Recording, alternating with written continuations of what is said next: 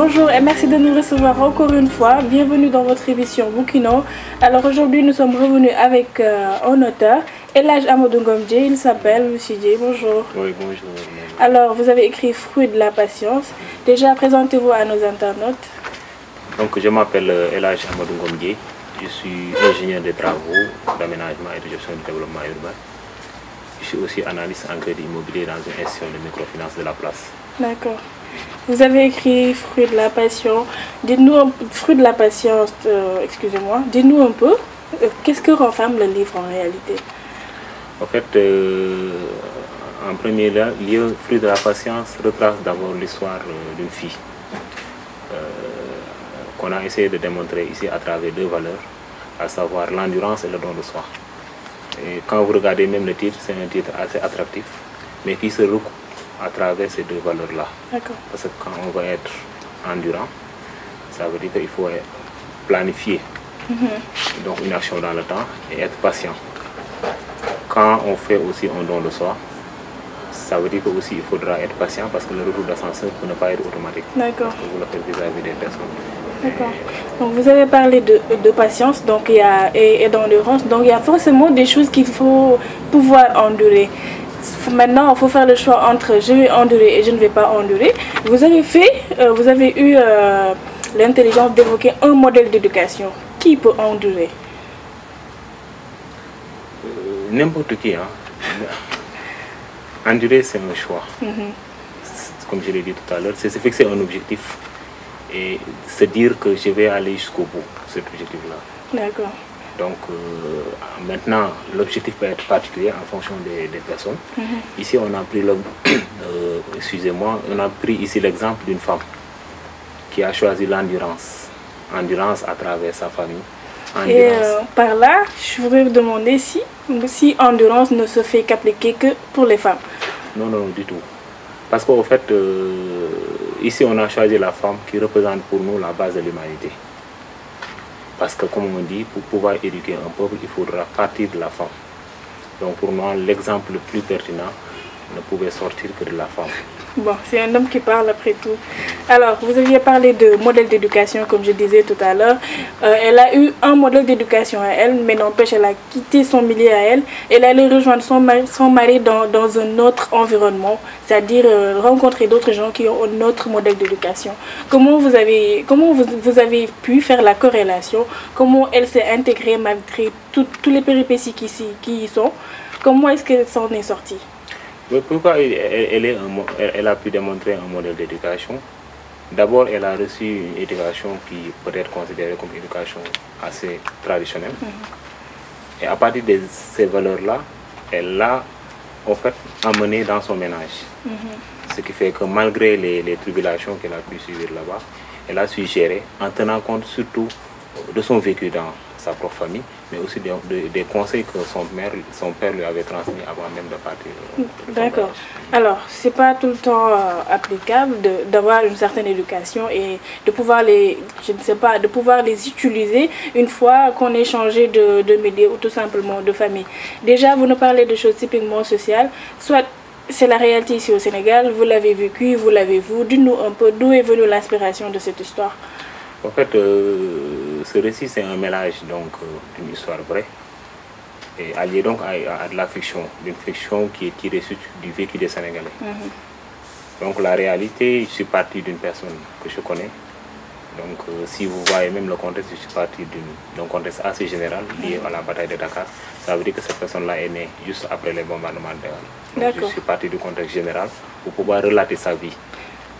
Après les bombardements de Dakar en 1940, on est en 2016 et c'est toujours un fait réel. C'est quoi qu'est-ce que vous pensez là-dessus? Parce que elle a vécu deux mondes en fait, un monde dit traditionnel et un monde dit assez contemporain. Ce qui fait que donc son vécu, il l'a partagé entre ces deux séquences de vie. Donc un aspect traditionnel où auparavant il y avait dans la famille le père qui décidait, il suivait, et malgré cela il était là à être salutaire, à faire des œuvres assez salutaires vis-à-vis de ses parents, de sa famille. Et en quittant aussi sa maison familiale, après avoir rejoint son domicile conjugal, elle a su démontrer sa maturité. Et comme on dit, hein, l'âge est un passage obligé, mais la maturité c'est un choix. Elle a pu démontrer même à 12 ans qu'elle est capable de faire du bien, elle est capable de changer des personnes.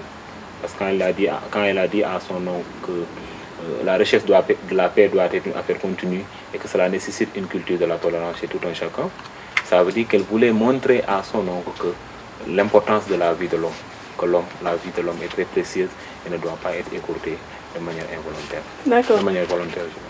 Vous-même, vous avez dit dans le livre que, je vous cite, « Les ménages d'aujourd'hui revêtent des caractéristiques déplorables, telles que le mensonge, l'incompréhension, le matérialisme et les infidélités. » Sur quoi vous vous basez pour dire tout cela? Non, en fait, je suis parti. C'est-à-dire, ces quatre caractéristiques-là, c'est la synthèse donc de faits saillants, donc de scènes de ménage. Souvent, on dit que soit c'est les hommes qui sont infidèles, des fois on accuse certaines femmes. Le matérialisme, on dit que certaines belles familles sont matérialistes. L'incompréhension, c'est parfois l'incompatibilité d'humeur du fait que la femme a épousé une personne qu'elle n'aime pas réellement. Ou parfois, il y a le mensonge qui est entretenu en amont et que quand vous entrez dans le maison, cette incompatibilité se dessine réellement. C'est pour cela que c'est des faits saillants, en tout cas de scènes de ménage qu'on a essayé de circonscrire en quatre caractéristiques. En parlant de maturité, quand elle donnait des conseils à son mari pour le futur de leurs enfants, elle arrivait toujours à faire de telle sorte que le mari a toujours communiqué avec le mari, de telle sorte que ce dernier voyait que vraiment le bonheur il dépendait. Et c'est pas que le mari il réagissait en fonction de ce que voulait sa femme, mais qu'en réalité c'est vrai qu'il leur fallait un environnement pour leurs enfants. Et ça c'est pas facile, c'est pas donné à tous les hommes de pouvoir gérer cela. Oui, c'est ça. En fait, pour moi, c'est le rôle premier de la femme. C'est d'être d'abord un conseiller vis-à-vis de son mari. Et là, la meilleure façon de régler ça, c'est d'avoir une bonne communication. Quand il y a une incompréhension, ça ne passe pas. Quand le mari est, excusez-moi du terme, est un macho, vous ne pouvez pas réaliser cette mode de communication. Exactement. Maintenant, Mme Sokhna a vu que l'intérêt de ses enfants, en tout cas, il dépendait de l'avenir de ses enfants, que le mari, en tout cas, prenne les dispositions pour au moins aménager la maison pour qu'on puisse leur assurer un cursus scolaire normal. D'accord. Et le mari, en tant qu'ingénieur agronome, l'a compris, il est instruit et lui aussi il a reçu une bonne éducation parce qu'il a su faire la part des choses entre les limites, les barrières qu'il doit arrêter pour ses soeurs, pour sa mère et aussi la barrière qui doit exister entre sa femme et sa mère. Et quand vous regardez même après l'incident où Binta s'est réveillé un bon jour pour attaquer Mme Sokhna parce que simplement il n'arrivait plus à avoir donc, les subventions venant de son frère. Donc je rappelle que Binta c'est la belle-sœur à Mme Sokhna, la petite sœur du mari, donc pas de guerre froide quoi. Ok, donc elle s'est réveillée un beau jour et a déclenché non seulement un refroidissement vis-à-vis de Mme Sokhna, mais un jour elle l'a attaqué et après elle l'a traité de toutes sortes de noms d'oiseaux.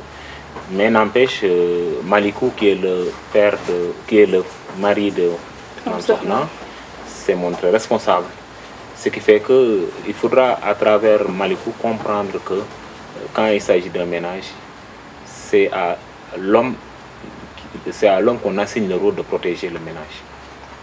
Donc Malikou s'est montré responsable, il a parlé poliment à sa mère qu'il avait d'autres obligations qui font qu'il doit assurer un cursus scolaire normal à ses enfants et que ces obligations lui empêchaient de répondre à en tout cas toutes les demandes qui viennent à lui.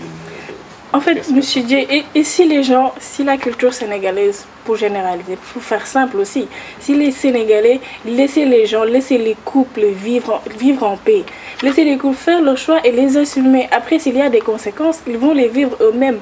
Mais j'ai comme l'impression que quand on se marie avec une personne, on se marie avec toute une communauté, on se marie avec toute une réalité, même si nous, on n'a pas été éduqués dans ça. On est obligé de se conformiser à la famille de l'autre juste parce qu'on quitte notre famille pour la rejoindre. Trouvez-vous que c'est normal? Bon, je pense que c'est une réalité qui est là, qui existe. Mais à toute chose, comme je l'ai dit, il y a des rôles qui sont assignés à tout un chacun. Il y a un rôle qui est assigné à l'homme, il y a un rôle qui est assigné à la femme. Si l'homme se montre responsable et qu'il fasse la part des choses en créant les limites vraiment entre sa propre famille et sa femme. Pas des limites ou des limites contraignantes où il faudra être un dictateur, mais il faudra, comme on dit, allier un comportement qui n'est ni laxiste, ni libéraliste, ni sévère. D'accord. Donc je pense que ici, comme vous dites, hein, c'est-à-dire parfois on ne laisse pas le couple être épanoui. Souvent, quand la femme quitte le domicile familial, on lui dit en Wolof Mouniel, sans lui donner donc, le comment faire cela. Exactement. L'autre chose, c'est que aussi il y a une fuite parfois de responsabilité que les hommes souvent montrent. Et malheureusement, l'autre chose qui s'y aggrave aussi, c'est que la belle famille, souvent, ils regardent leurs intérêts de sorte que quand ils ont une belle famille et que donc il y a des charges supplémentaires qui s'ajoutent donc aux charges donc qu'assumaient donc leurs frères, souvent ils le répercutent souvent sur la femme, sur leur belle-fille, ou leur belle-sœur, de sorte que la belle-sœur souvent entre dans une phase de souffrance. Souvent. Et si le mari ne se montre pas assez responsable, en tout cas pour montrer beaucoup de ruse, essayer de canaliser sa mère, essayer aussi d'avoir un peu de caractère vis-à-vis de ses sœurs. Exactement. C'est la femme qui va. Exactement. Et merci d'avoir accentué tout le problème autour de l'homme, parce qu'en fait, il faut vraiment être rusé, comme vous le dites, pour espérer être autoritaire. Parce qu'en fait, ils peuvent vraiment être machos et se ranger du côté de leur mère ou de leur sœur, au détriment de la fille qui a tout laissé pour venir chez eux. Alors, ça c'était le fond. Je pense que vous aviez compris que fruit de la passion, c'était, comme le disent ou comme le pensent tous les Sénégalais, que les femmes quittant chez elles devraient pouvoir endurer. C'est ça, non? Non, en fait, c'est pas, comme on dit, c'est pas la règle. Quand on dit ici, comme je l'ai dit, le fruit de la passion, ça regroupe deux choses. L'endurance et le don le soir. Nous tous, nous sommes endurants. Quand on se lève même pour aller à l'école, on essaie d'être endurant pour se donner à fond, pour avoir quelque chose, pour avoir... En tout cas, pour cette histoire, ça appelle aux femmes. Mais à la fin, en fait, Mme Sohna, quand vous regardez, elle n'a pas eu trop de souffrance parce que son mari s'est montré responsable. Des fois même, il se déambulait avec son mari qui contemplait souvent la petite forêt qui était à côté. Ce qui fait qu'en fait, il n'y a pas... L'endurance ici, telle qu'elle est décrite, c'est que c'est juste l'endurance par rapport aux faits nouveaux qui se présentent à la fille. D'accord. Aux faits nouveaux, il y a le départ de son père, le fait de se donner chaque jour au matin, le fait d'être endurant pour se donner à fond, pour être respectueux vis-à-vis de sa belle famille, etc. Et cela nécessite une patience. Parce que quand sa belle-sœur l'a attaquée, elle a aussi été patiente. Et après, elle a su recadrer même son comportement vis-à-vis de sa belle-mère, mais aussi de sa belle-sœur. Quand on parle de fruits, on parle forcément de quelque chose qu'on a semé. On ne peut pas aspirer dans un futur, dans un luxe, sans pour autant pouvoir essayer d'enlever certaines choses dès la base. Alors, c'était ça le fond. Pour passer à la forme, nous allons parler de l'édition. Vous vous êtes fait éditer par Abyss Édition. Parlez-nous un peu du protocole. Comment vous avez fait pour en venir à ce produit-là?